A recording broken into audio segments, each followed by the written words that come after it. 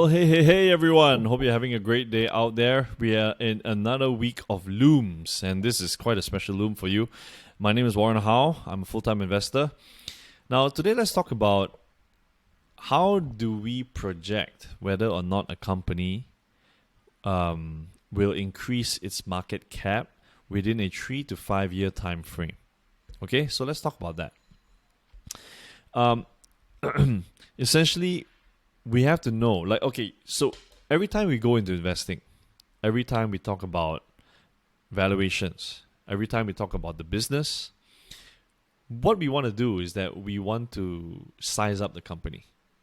Yep, we want to size up the company. And if you have been doing this process, for a long time, you will essentially know, and it will, come to hit you like a train hit you, right? Like bam. It will hit you in a way that for some reason, after doing your due diligence, this company is way undervalued. Way undervalued, right? So how did I come up with this process? It's because you know what's happening in the world today, right? You know what is the new adoption. You know that fintech, could be replacing banks.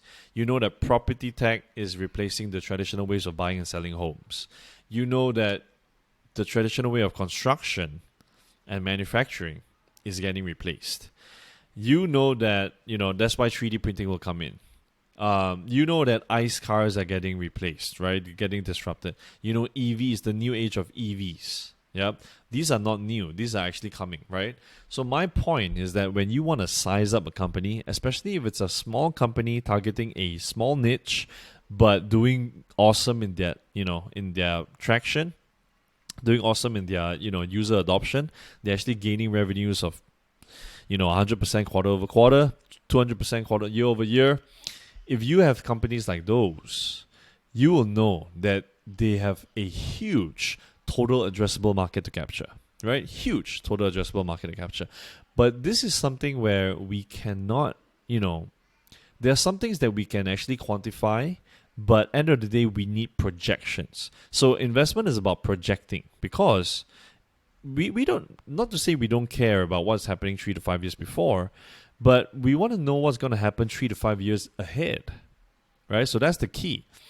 Now, if I was to project a company like SoFi, for example, right, or Upstart, basically they use AI and machine learning data to actually to procure financial loans, right? So SoFi, they want to be like a one-stop center, and their mission is strong, right? They want to create financial awareness. They want to strengthen your financial position, and they give you student loans. They give you loans in a very not the traditional way. They do it fast. They provide a one-stop center. What I'm trying to say is that the question is, are these companies going to be, do they deserve a better valuation 5 years later? Because right now their market caps are around 12 to 16B, right? So what is the total addressable market coming into picture, right? Are they capturing a 200B market cap? A 200B TAM. Are they going to capture a 300B TAM? So, the TAM itself is good to know, the market opportunity. But what I focus on is the realistic TAM, right? What is the obtainable market that they can capture? How many percent can they capture off that market? Because end of the day, this is also quite a competitive business, right? We got Square, we got PayPal in the game. What I'm trying to say right now is that 12B at these times now is crazy not to be putting in. But again, do your own due diligence, right? Do your own valuations. But to me, and this is exactly how I looked at DropBox. DropBox was a 7B market cap company before I, went in. That I bought, right? I bought DropBox at a 7B market cap company. They have potential, in my opinion, to be much more than 20B market cap. So this is what I look at. I look at their progress. I do a due diligence. I build up my thesis. From 5 years later, if let's say storage space is getting more and more attractive because all the files are getting bigger, right? Freelancers are getting more and more, everything is getting more digital.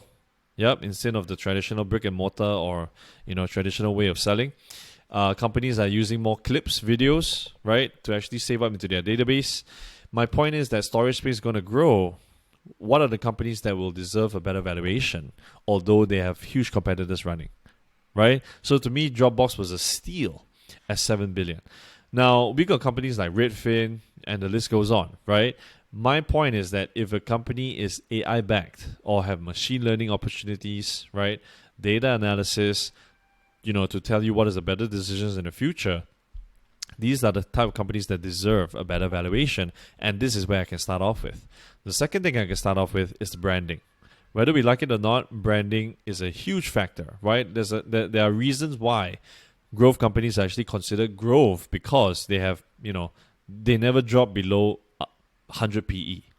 They never drop below 50 PE. The reason is because their branding is already priced in. Their intangible assets, their branding, the brand loyalty that it creates, the network effect that they can have, the potential, the AI that they have spent on R&D is already factored into the stock price. My question is, are you investing in these type of companies? Yep. So these are, the snippets of what I do to look at other than the numbers when it comes to market cap, right? Whether or not they deserve a 3x to 5x market cap, in the long run. This is what I look at. Yep. So hopefully you got some value today. We can talk more about market cap and valuations later on. Just give me a DM.